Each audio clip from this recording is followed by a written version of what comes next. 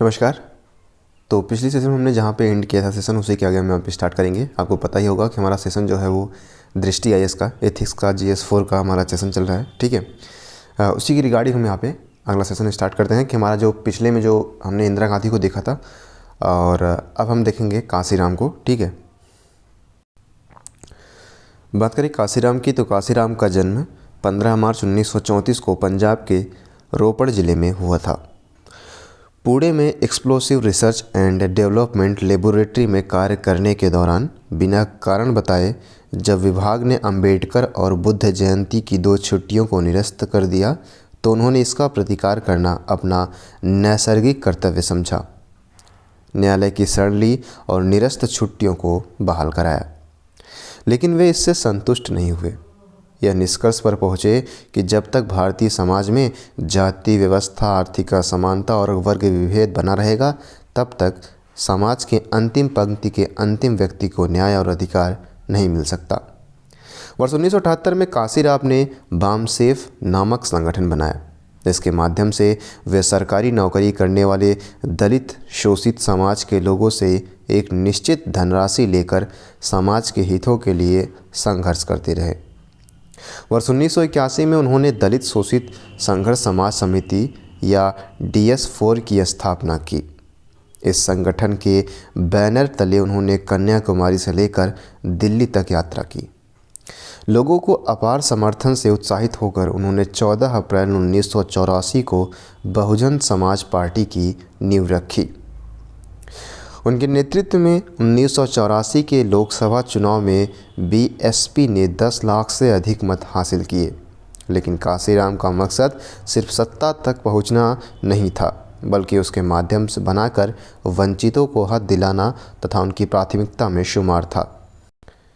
बात करें, कांसीराम चुनाव लड़ने से कभी पीछे नहीं हटे। उनका मानना था कि चुनाव लड़ने से पार्टी मजबूत होती है, उसकी सदस्यता सुधरती है तथा जनाधार बढ़ता है। वर्ष 1993 में वह पहली बार इटावा संसदीय सीट से चुनाव जीतकर लोकसभा में पहुंचे।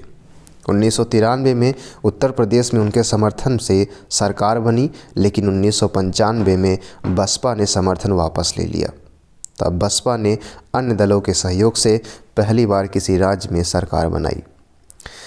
कांसीराम का राजनीतिक दर्शन था कि अगर सर्वजन की सेवा करनी है तो हर हाल में सत्ता के करीब ही रहना है। अब बात करते हैं कांसीराम के जीवन से मिलने वाली शिक्षाएं। उन्होंने कहा कि हमारा लक्ष्य आर्थिक मुक्ति और सामाजिक परिवर्तन लाने का है। कांसीराम जी ऐसे समाज की स्थापना करना चाहते थे जिसमें ऊंच नीच की भावना न हो तथा हर इंसान का कद्र हो और परस्पर घृणा के स्थान पर बराबरी की भावना हो, और इस तरह एक कुशल समाज की स्थापना हो। वहीं कांसीराम ने कहा कि इस देश में जाति के आधार पर ही पदों, लाभों का वितरण और उत्पीड़न होता है, इसलिए उन्होंने जातिवाद का विरोध किया और कहा कि इन सभी लाभों का वितरण योग्यता के आधार पर किया जाए ताकि सभी समूह में अवसर की समानता स्थापित हो सके। बात करते हैं अन्ना हजारे की। अन्ना हजारे हमारे अगले जो है इसके अंतर्गत आते हैं। अब अन्ना हजारे का जन्म 15 जून 1937 को महाराष्ट्र के अहमदनगर के भिंगर कस्बे में एक गरीब परिवार में हुआ था। बाद में उनका परिवार अपने पैतृक गांव रोले गांव सिद्धि आ गया। बाद में अपनी बुआ के साथ वे मुंबई आ गए। अन्ना हजारे ने मुंबई में 7वीं तक पढ़ाई की और फौज में भर्ती हो गए। एक बार उन्होंने नई दिल्ली से रेलवे स्टेशन से विवेकानंद की एक पुस्तक call to the youth for nation खरीदी और उसको पढ़ने के बाद उन्होंने अपनी ज़िंदगी समाज को समर्पित कर दी। उन्होंने गांधी और विनोबा को भी पढ़ा और उनके शब्दों को अपने जीवन में ढाल लिया। अन्ना हजारे ने इसके बाद आजीवन अविवाहित रहने का निश्चय किया। 1975 में वे फौज की नौकरी से सेवानिवृत्ति लेकर गांव वापस चले गए। अन्ना हजारे का मानना है कि देश की असली ताकत गांवों में है, इसलिए उन्होंने गांवों के विकास में लहर लाने के लिए मोर्चा खोल दिया। यहाँ तक कि उन्होंने खुद अपनी पुश्तैनी ज़मीन बच्चों के हॉस्टल के लिए दे दी। अन्ना हजारे ने 1975 में सूखा प्रभावित रोले गांव सिद्धि में काम शुरू किया और वर्षा जल संग्रह, सौर ऊर्जा, बायोगैस और पवन ऊर्जा के उपयोग से गांव को स्वावलंबी और समृद्ध बना दिया। वहीं बात करें कि 1998 में अन्ना हजारे उस समय अत्यधिक चर्चा में आए जब उन्होंने राज्य सरकार के 2 नेताओं पर भ्रष्टाचार के आरोप लगाकर उन्हें गिरफ्तार करने के लिए आवाज़ उठाई थी। इसी तरह 2005 में अन्ना हजारे ने कांग्रेस सरकार पर उसके 4 भ्रष्ट नेताओं के खिलाफ कार्रवाई के लिए दबाव डाला था। दिल्ली में 2011 में अन्ना हजारे ने जन लोकपाल विधेयक लाने की मांग को लेकर अभूतपूर्व प्रदर्शन किया। अन्ना हजारे की समाज सेवा और समाज कल्याण के कार्य को देखते हुए सरकार ने उन्हें 1990 में पद्मश्री से सम्मानित किया और 1992 में उन्हें पद्म विभूषण से सम्मानित भी किया। अन्ना हजारे के जीवन से कुछ मिलने वाली शिक्षाओं की अगर बात किया जाए तो अन्ना हजारे ने समाज में व्याप्त अनेक बुराइयों के खिलाफ आंदोलन किया तथा उन्होंने कहा कि मुझे मेरे देश पर पूरा भरोसा है। इस सरकार ने देश को लूटा है, हम अब शांति से तभी बैठेंगे जब देश से भ्रष्टाचार खत्म हो जाएगा। उनके इस विचार से हमें यह प्रेरणा मिलती है कि किसी भी समस्या के लिए एकजुट होकर सामना करना चाहिए और तब तक करना चाहिए जब तक उस समस्या का समाधान प्राप्त न कर लें।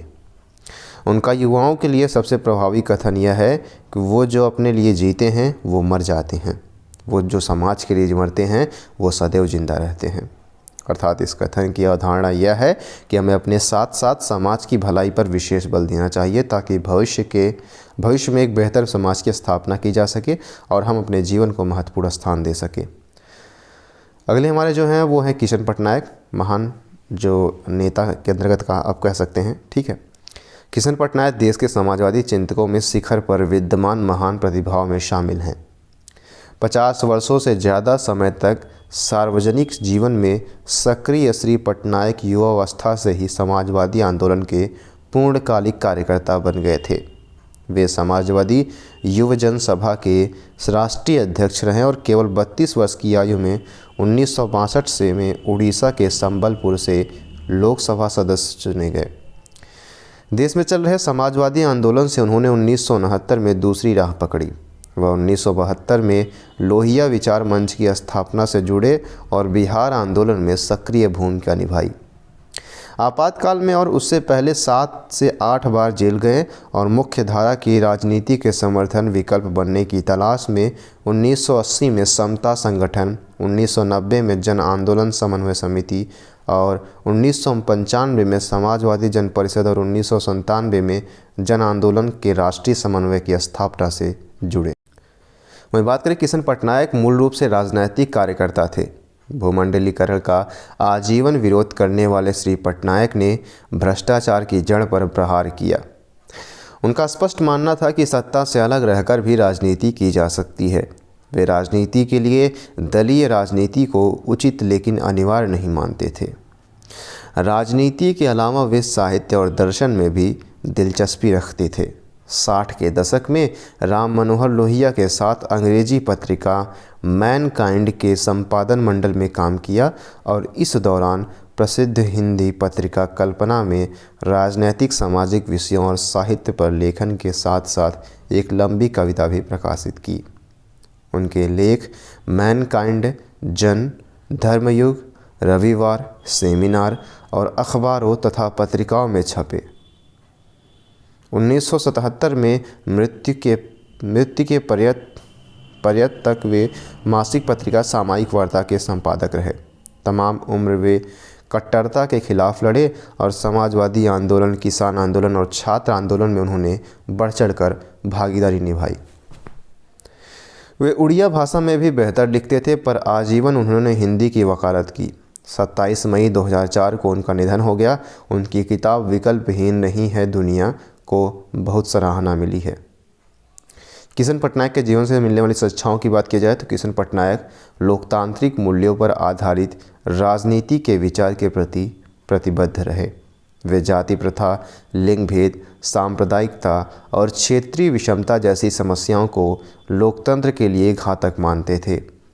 लोकतांत्रिक मूल्यों के प्रति उनकी आस्था प्रेरणादायी है। उन्होंने देश के विकास के लिए सार्वजनिक एवं निजी जीवन में मूल्य पतन एवं भ्रष्टाचार को रोकने की बात की है। उनका मानना है कि संवैधानिक लक्ष्यों को प्राप्त करने के लिए प्रतिबद्धता अनिवार्य तत्व है। उनका कहना था, आज की हालात में राजनैतिक चुप्पी का मतलब है मानव समाज के पतन और तबाही के प्रति उदासीनता। किशन जी का मानना था, एक सुदृढ़ लोकतंत्र में जनभागीदारी अधिक होनी चाहिए तथा किसी भी प्रकार के अन्याय का प्रतिकार किया जाना चाहिए। वे मानवीय मूल्यों में विनयशीलता, विचारों के प्रति दृढ़ता एवं मूल्यों में प्रतिबद्धता के साथ जीवन जीने एवं नागरिक के रूप में अपने दायित्व निर्वहन की प्रेरणा देते हैं। किशन पटनायक ने पर्यावरण संरक्षण के लिए जागरूक रहने की शिक्षा दी। वे कहते हैं, देश के प्राकृतिक संसाधन हवा, पानी, नदियाँ, मिट्टी, पहाड़ सभी इस देश के लोगों की संपत्ति है। इस पर सिर्फ मौजूदा पीढ़ी का नहीं बल्कि भावी पीढ़ी का भी अधिकार है, इसलिए इसका संरक्षण होना चाहिए। अब बात करते हैं हमारा विश्व के महान नेताओं के अंतर्गत, ठीक है, यानी great leaders of the world. विश्व के महान नेताओं के अंतर्गत आप हम सभी के सब प्रिय जो अब्राहम लिंकन हैं उसको हम यहाँ पे देखने का प्रयास करेंगे। 12 फरवरी 1809 को अमेरिका के केंटकी प्रांत के एक गांव के खेत में बनी झोपड़ी में जन्मे अब्राहम लिंकन का व्यक्तित्व अत्यंत अद्भुत और अति प्रेरणादायी है। इन्हें ताकत की जोर आजमाइश के काल में अपनी सरल, करुणा, दयालुता के साथ दासों का सामान्य जन की गरिमा दिलाने की लड़ाई लड़ने और उसमें विजयी होने तथा अमेरिकी गृह युद्ध को समाप्त करके शांति लाने का श्रेय प्राप्त है। अब्राहम लिंकन के माता पिता ही उनके बाल्यकाल में मृत्यु हो जाने के बाद उनकी बड़ी बहन ने उनकी देखभाल की। लिंकन की स्कूली शिक्षा 1 साल से कम रही, लेकिन अपने श्रमशील जीवन में भी उन्होंने अध्ययन के लिए हमेशा समय निकाला। अपने काम के संदर्भ में की गई यात्राओं के दौरान उन्होंने निग्रो लोगों को जंजीरों से बांधा और कोड़ों से पीटते देखा बंधा और कोड़ों से पीटते हुए उन्होंने यह भी देखा कि जबरन गुलाम बना ली गई महिलाओं को बोली लगाकर बेचा जा रहा था। इस घटनाओं ने लिंकन पर गहरा प्रभाव डाला और उनके मन में दास प्रथा के खिलाफ गहरी धारणा बन गई। 25 साल की उम्र में उन्होंने राजनीतिक जीवन आरंभ कर दिया था और संवैधानिक समस्याओं के निपटारे और अन्य नैतिक मसलों में उनकी हमेशा रुचि रहती थी। उन्होंने सेना में कप्तानी और पोस्टमास्टर की नौकरी की। इसके बीच एक बार लिंकन ने स्थानीय सभा का चुनाव भी लड़ा, लेकिन वे हार गए। 1834 में लिंकन ने पुनः चुनाव लड़ा और इस बार वे चुनाव जीत गए और आगे लगातार 3 बार वे चुनाव जीते। सन 1836 में दास प्रथा की समाप्ति के लिए आंदोलन आरंभ हो गया था। लिंकन भी इसके पक्ष में थे। तमाम प्रबुद्ध लोगों की तरह लिंकन भी चीज़ों को उनके द्वंद्वात्मक स्वरूप और सामयिक संदर्भों में देखने की कोशिश करते थे। 1848 से 1854 ईस्वी के बीच लिंकन राजनीति से दूर रहे और इस दौरान उन्होंने अपने वकालत के पेशे पर ज़्यादा ध्यान दिया। जब लिंकन को दोबारा राजनीति के क्षेत्र में आने का अवसर मिला तो वे ज़्यादा प्रबुद्ध और राजनीति के कठोर मैदान में चलने योग्य हो चुके थे। वे फिर इलिनायस की सभा का सदस्य चुन लिए गए और 1854 में लिंकन ने रिपब्लिकन दल के जन्मदाता के रूप में प्रवेश किया। यह दल दास प्रथा विरोधी था।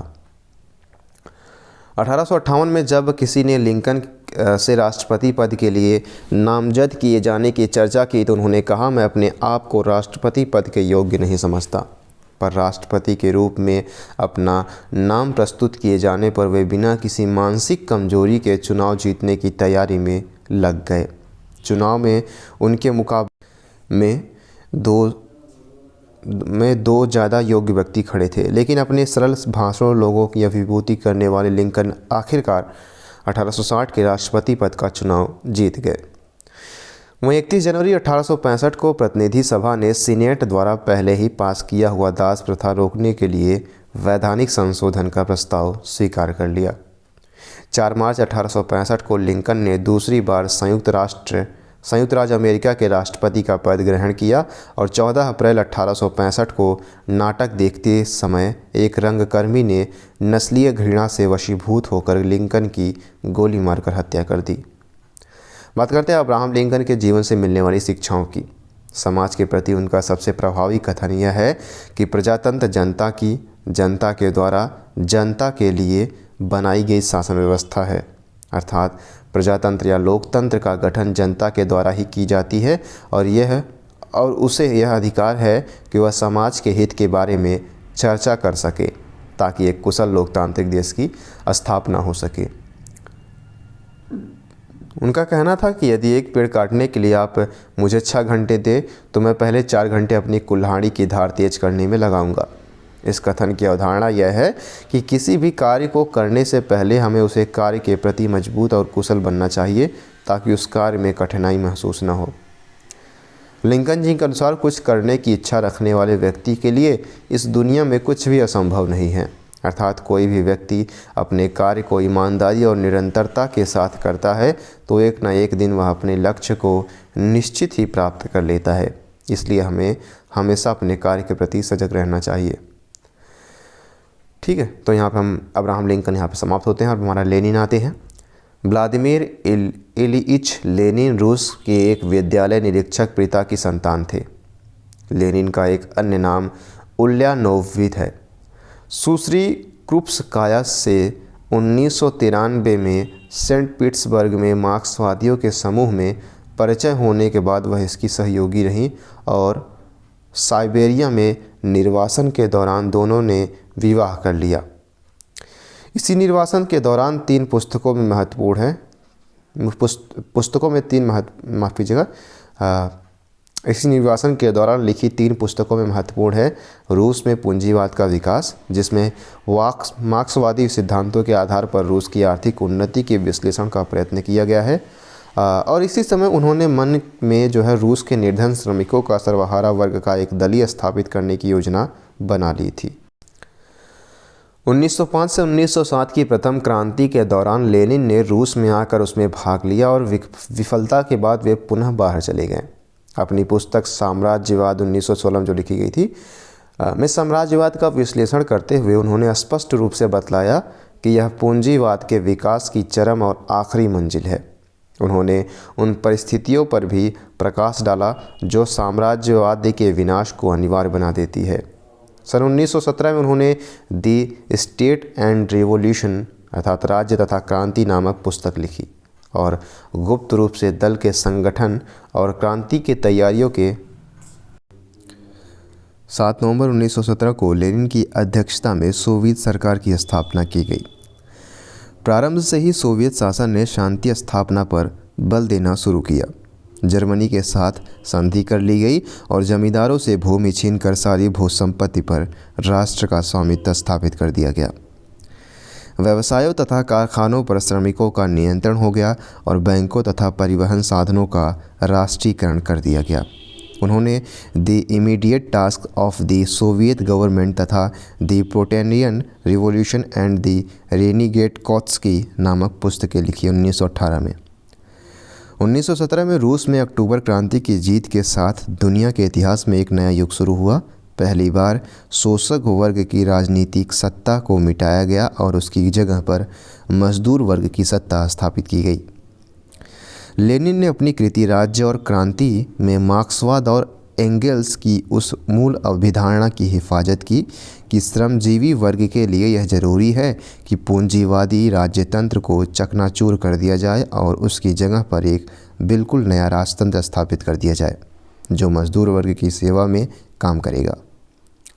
अपनी कृति श्रमजीवी क्रांति और विश्वासघातक कौत्सकी में लेनिन ने पूंजीवादी लोकतंत्र के बारे में मजदूर वर्ग के आंदोलन में भ्रम फैलाने की कोशिश का पर्दाफाश किया और श्रमजीवी अधिनायकत्व के तहत श्रमजीवी लोकतंत्र के साथ पूंजीवादी लोकतंत्र की बड़ी तीक्ष्णता से तुलना की।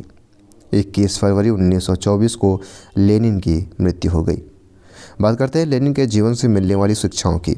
लेनिन का कहना था कि त्रुटियां उसी से नहीं होगी जो कोई काम करे ही नहीं, अर्थात जब कोई व्यक्ति कोई कार्य नहीं करता तो उसके कार्य में कोई गलतियां नहीं मिलती हैं, परंतु जब कोई परिश्रमी व्यक्ति किसी कार्य को करता है तो उसके कार्य में गलती होना स्वाभाविक है। इस कथन का उद्देश्य यह है कि त्रुटि की चिंता किए बिना ही अपने कार्य को ईमानदारी से करते रहना चाहिए।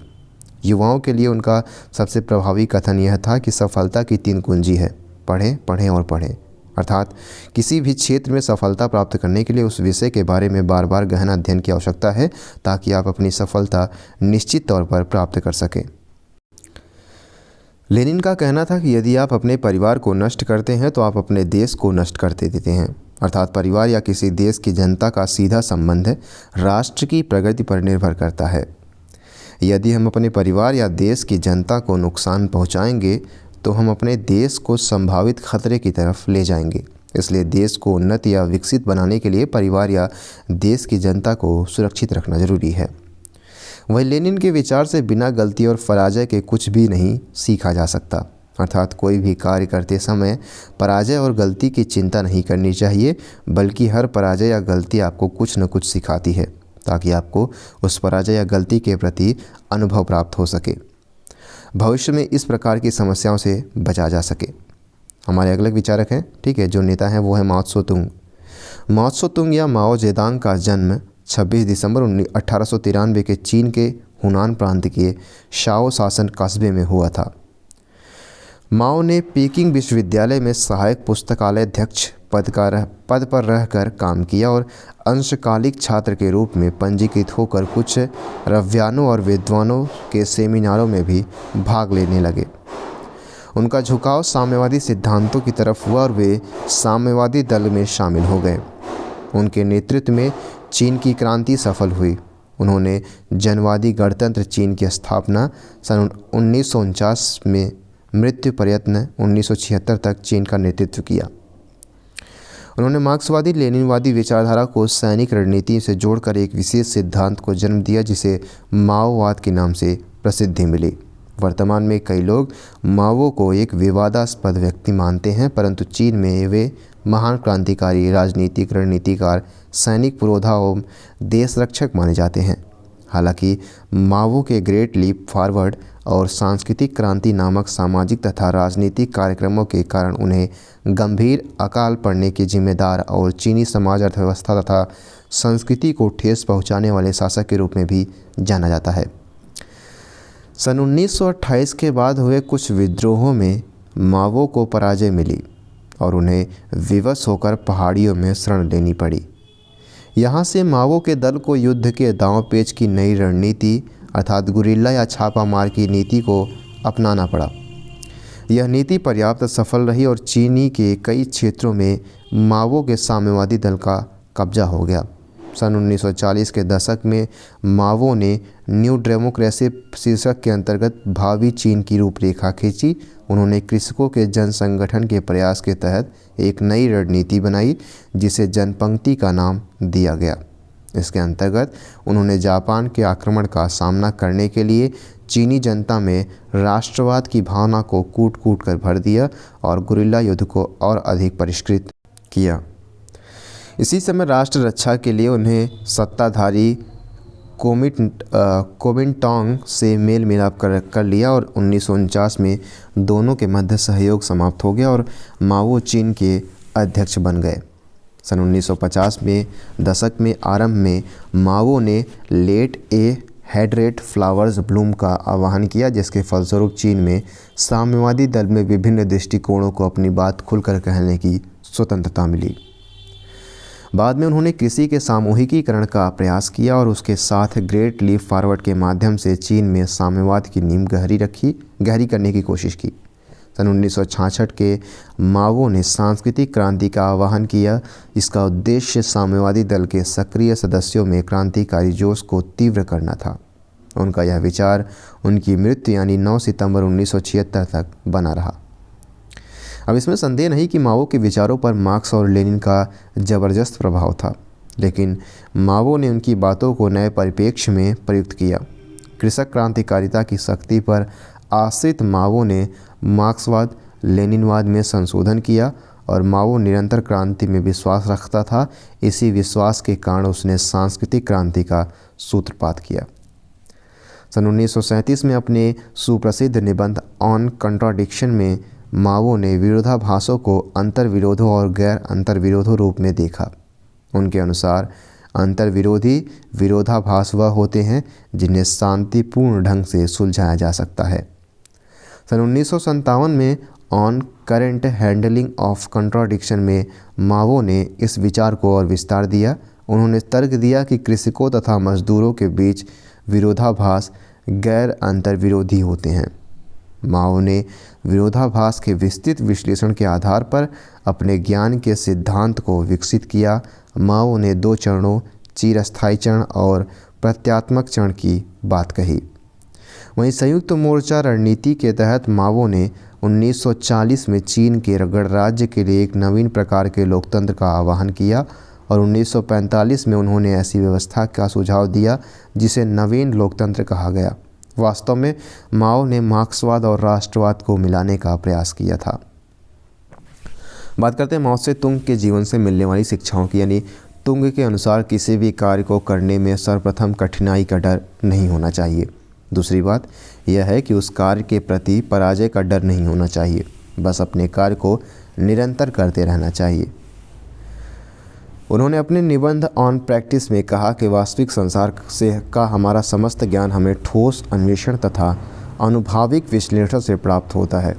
उन्होंने केवल किताबों से मिलने वाले ज्ञान तथा सहज बोध सिद्धांतवाद का विरोध किया, अर्थात किताबों के ज्ञान के साथ साथ समस्त संसार के वास्तविक ज्ञान को समझना भी आवश्यक है। उनका कहना था कि अच्छे समय में आलोचना करें, घटना के बाद भी आलोचना की आदत में मत जाओ, अर्थात समय रहते ही गलतियों की आलोचना करनी चाहिए ताकि उस घटना को घटित होने से रोका जा सके। अगले हमारे हैं फिदेल एलेक्जेंड्रो कास्त्रो रूज, या जिसे हम फिदेल कास्त्रो कहते हैं। क्यूबा के राजनीतिज्ञ और क्यूबा की क्रांति में प्राथमिक नेताओं में से एक फिदेल कास्त्रो का जन्म 13 अगस्त 1926 को हुआ था। हवाना विश्वविद्यालय में अध्ययन करते हुए उन्होंने अपने राजनीतिक जीवन की शुरुआत की।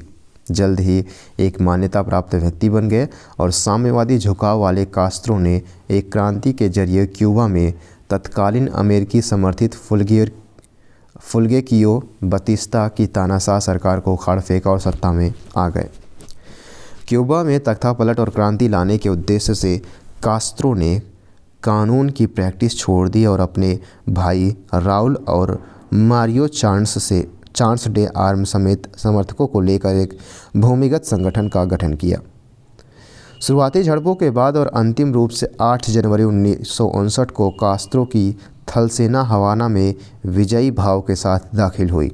इसी के साथ बतिस्ता सरकार का पतन हो गया और 17 मई 1959 को कास्त्रो ने देश के पहले कृषि सुधार कानून पर हस्ताक्षर किए, जिसमें मालिकाना हक 993 एकड़ तक सीमित किया गया और विदेशी भूमि के स्वामित्व का निषेध किया गया। 1 मई 1961 को कास्त्रो ने क्यूबा को समाजवादी राज्य घोषित किया और सरकारी तौर पर बहुदलीय चुनाव समाप्त कर दिया।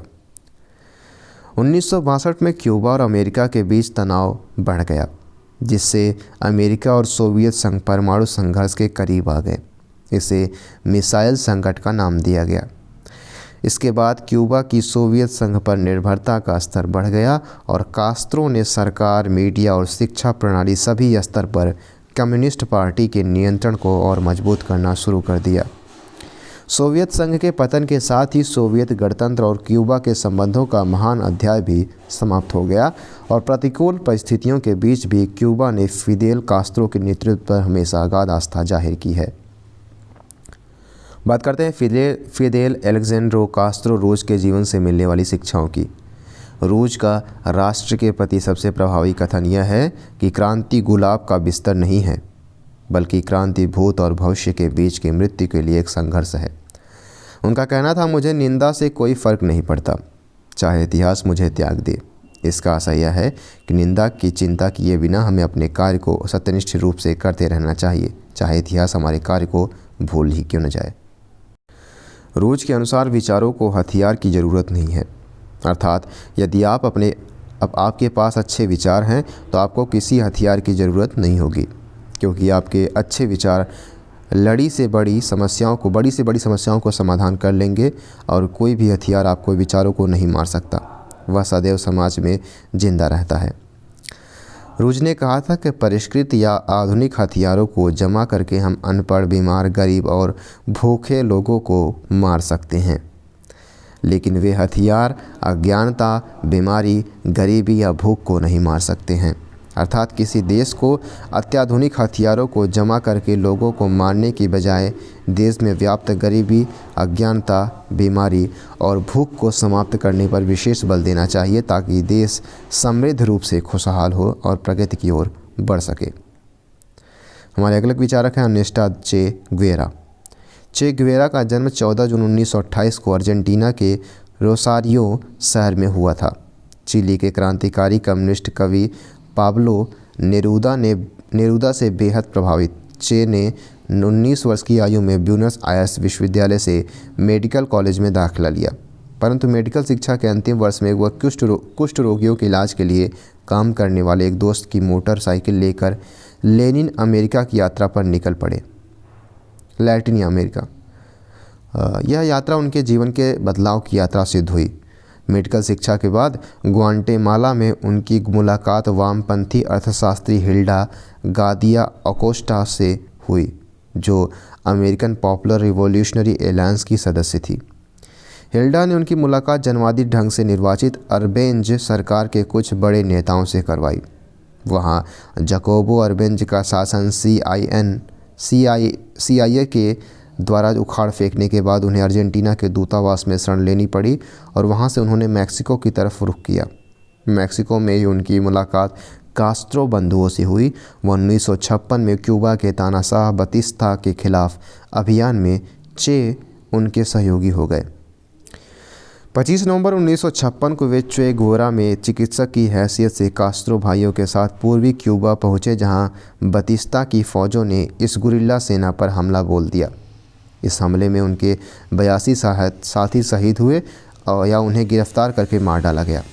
यही वह समय था जब चे गुवेरा ने मेडिकल बॉक्स छोड़कर हथियार उठाए। बाद में उन्होंने गुरिल्ला कमांडर के तौर पर सियरा माएस्त्रा की पहाड़ियों में रहकर गुरिल्ला सेना का नेतृत्व किया। इसी गुरिल्ला फौज ने 31 दिसंबर 1958 को क्यूबा के बतिस्ता शासन को उखाड़ फेंक दिया और जनवरी 1959 में हवाना में दाखिल होने वाले व हवाना पर नियंत्रण बनाने वाले वे चे गुवेरा पहला गुरिल्ला कमांडर थे। 1964 में संयुक्त राष्ट्र संघ की महासभा को संबोधित करने के बाद वे अपनी क्रांति के मिशन पर निकल पड़े। 1965 में उन्होंने अफ्रीका के देश कांगो में अपनी योजनाओं को अंजाम देने की ठानी। कांगो से लौटकर उन्होंने क्यूबा में कुछ सैनिक अधिकारियों को लेकर फिर एक टुकड़ी बनाई व अपना अगला मिशन बोलीविया को निर्धारित किया। संभवतः 1966 के अंत या 1967 के आरंभिक दिनों में उन्होंने बोलीविया में अपने मिशन की शुरुआत की, लेकिन बोलीवियाई सेना ने चे गुवेरा को उनकी गुरिल्ला टुकड़ी के साथ 7 अक्टूबर को घेर लिया, जहां से उन्हें बांध कर लाया गया और 9 अक्टूबर 1967 को उनकी हत्या कर दी गई। अर्नेस्टो चे गुवेरा के जीवन से मिलने वाली शिक्षाओं की अगर बात किया जाए तो चे गुवेरा के अनुसार अपने घुटनों पर जीवित रहने की तुलना में खड़े रहकर मरना बेहतर है। इस कथन का आशय किसी भी समस्या के सामने झुकने की बजाय उसका डटकर मुकाबला करते हुए मृत्यु को प्राप्त हो जाना बेहतर होगा, ताकि उस मृत्यु को सार्थक बनाया जा सके। उनका कहना था कि यथार्थवादी बने और असंभव की मांग करें। इस कथन का आशय है कि हम जीवन के वास्तविकता की पहचान करने के साथ साथ कठिन कार्य को करने की इच्छा प्रकट करें। युवाओं के लिए सर्वाधिक प्रभावशाली कथन यह है कि बहुत कुछ पूरा करने के लिए आपको पहले सब कुछ खोना होगा। इसकी अवधारणा यह है कि किसी महत्वपूर्ण लक्ष्य की प्राप्ति हेतु हमें सब कुछ दांव पर लगाना होगा, ताकि उस लक्ष्य की प्राप्ति में कोई कमी न रह जाए। जैसे अनेक स्वतंत्रता सेनानियों को खोने के बाद ही भारत ने स्वतंत्रता प्राप्त की है। हमारे अगले विचारक हैं, हमारे अगले जो है यहाँ पे अंतर्गत आते हैं, जो नेता हैं, ठीक है, विश्व के महान नेताओं के अंतर्गत नेल्सन मंडेला। नेल्सन मंडेला का जन्म 18 जुलाई 1918 को दक्षिण अफ्रीका में मबासा नदी के किनारे ट्रॉस्की के मवेजो गांव में हुआ था। नेल्सन ने क्लार्क बेरी मिशनरी स्कूल से अपनी प्रारंभिक शिक्षा पूरी की। विद्यार्थी जीवन में उन्हें रंगभेद के कारण अमानवीयता का सामना करना पड़ा। ऐसे अन्याय ने उनके अंदर असंतोष भर दिया। उन्होंने हेल्डटाउन से अपनी स्नातक शिक्षा पूरी की और हेल्डटाउन अश्वेतों के लिए बनाया गया एक विशेष कॉलेज था। यहीं पर उनकी मुलाकात ऑलिवर ट्राम्बो से हुई, जो जीवन भर के लिए उनके दोस्त और सहयोगी बने। कॉलेज कैंपस में राजनीतिक विचारों की ओर कार्यकलापों के कारण उन्हें कॉलेज से निकाल दिए जाने के बाद वह माता पिता के पास ट्रॉस्की लौट गए। घर पर उनके विवाह के बारे में बातें चल रही थी और दूसरी ओर नेल्सन का मन रंग भेद के चलते उद्वेलित था और आखिर में उन्होंने अपने निजी जीवन को दरकिनार करने का फैसला किया और घर से भागकर जोहान्सबर्ग आ। बात करें कि नेल्सन ने अपनी मां के साथ जोहान्सबर्ग में ही रहने का इरादा किया। यही उनकी मुलाकात वाल्टर सिसलू और वाल्टर एल्बर्टाइन से हुई। नेल्सन के राजनीतिक जीवन को इन दो हस्तियों ने बहुत प्रभावित किया। नेल्सन ने जीवन यापन के लिए एक कानूनी फर्म में लिपिक की नौकरी कर ली। 1944 में वह अफ्रीकन नेल्सन कांग्रेस या ANC में शामिल हो गए। जल्द ही उन्होंने ट्राम्बो, सिसलू और अपने कुछ साथियों के साथ मिलकर African national Congress youth league की गठन किया और 1947 में मंडेला इस संस्था के सचिव चुन लिए गए। साथ ही उन्हें ट्रांसवाल ANC का अधिकारी भी नियुक्त किया गया। कांग्रेस के अध्यक्ष को पद से हटाकर किसी नए अध्यक्ष को लाने की मांग जोर पकड़ने लगी और वाल्टर सिसलू ने एक कार्य योजना का निर्माण किया जो अफ्रीकन नेशनल कांग्रेस के द्वारा स्वीकार कर लिया गया। 1951 में नेल्सन को यूथ कांग्रेस का अध्यक्ष चुन लिया गया। सरकार के दमन चक्र से बचने के लिए नेल्सन और ऑलिवर ट्राम्बो ने एक M प्लान बनाया, जहां पर M से मतलब मंडेला से था। फैसला लिया गया कि कांग्रेस को टुकड़ों में तोड़कर काम किया जाए और ज़रूरत पड़े तो भूमिगत रहकर भी काम किया जाए। प्रतिबंध के बावजूद नेल्सन भागकर केप टाउन पहुंच गए और कांग्रेस के जलसों में भाग लेने लगे। लोगों की भीड़ की आड़ से बचते हुए उन्होंने उन तमाम संगठनों के साथ काम किया जो अश्वेतों की स्वतंत्रता के लिए संघर्ष कर रहे थे। इसी बीच ANC ने स्वतंत्रता का चार्टर स्वीकार किया और इस कदम ने सरकार का संयम तोड़ दिया। पूरे देश में गिरफ्तारियों का दौर शुरू हो गया और ANC के अध्यक्ष और नेल्सन के साथ पूरे देश से रंगभेद आंदोलन का समर्थन करने वाले कई नेताओं को गिरफ्तार कर लिया गया। आंदोलन नेतृत्व विहीन हो गया और 1961 में नेल्सन को रिहा कर दिया गया। इसी बीच कुछ ऐसे कानून पारित किए गए जो अश्वेतों को अस्वीकार थे। नेल्सन ने इन कानूनों का विरोध करने के लिए प्रदर्शन किया। इसी तरह एक प्रदर्शन में पुलिस ने शार्पविले शहर में प्रदर्शनकारियों पर गोलियों की बौछार कर दी। सरकार द्वारा चलाए जा रहे क्रूर दमन चक्र ने नेल्सन का अहिंसा पर से विश्वास उठ गया। ANC के लड़ाके दल का नाम रखा गया स्पीयर ऑफ द नेशन और नेल्सन को इस नए गुट का अध्यक्ष बना दिया गया। रंगभेदी सरकार ने नेल्सन के दल पर प्रतिबंध लगा दिया। वहां से निकलकर वे अल्जीरिया चले गए और लड़ने की गुरिल्ला तकनीकी का गहन प्रशिक्षण लिया। इसके बाद उन्होंने लंदन की राह पकड़ी, जहां ऑलिवर ट्राम्बो एक बार फिर उनके साथ आ मिले।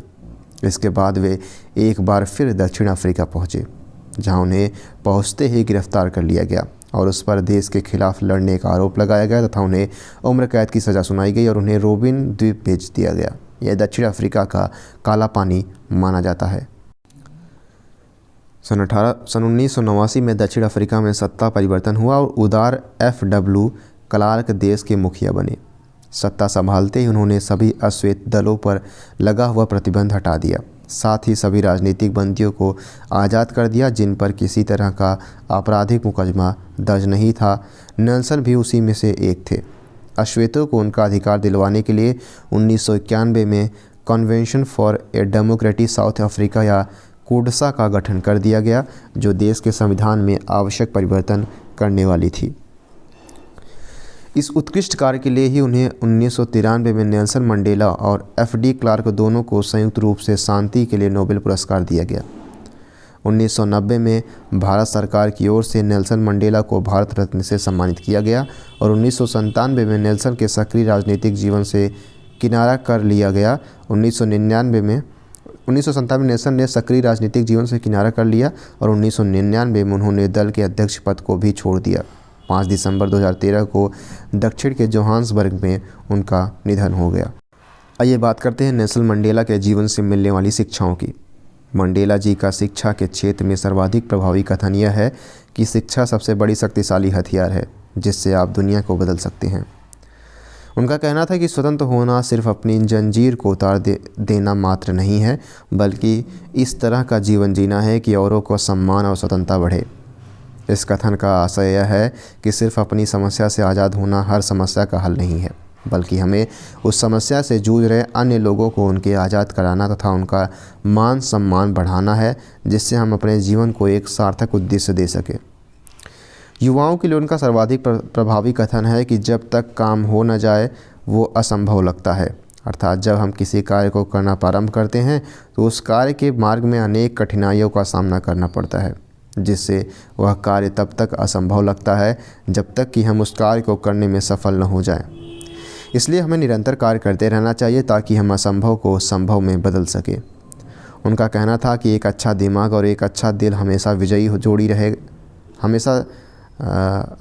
विजयी जोड़ी रहे हैं। इस कथन का आशय यह है कि जब हम किसी कार्य को सच्चे मन और सच्चे विचार और अवधारणा के उद्देश्य से करते हैं तो वे हमेशा सफल रहते हैं। इसलिए हमें किसी कार्य को बेहतर उद्देश्य और अच्छे विचार के साथ करना चाहिए। अगला जो हमारा सेशन होगा वो होगा भारत के महान प्रशासक यानी ग्रेट एडमिनिस्ट्रेटर ऑफ इंडिया की। तो इस सेशन को हम अगले सेशन में जो है स्टार्ट करेंगे, ठीक है। तो आज के लिए बस इतना ही। Thank you so much. Keep loving, keep supporting and keep stay with us. Thank you so much.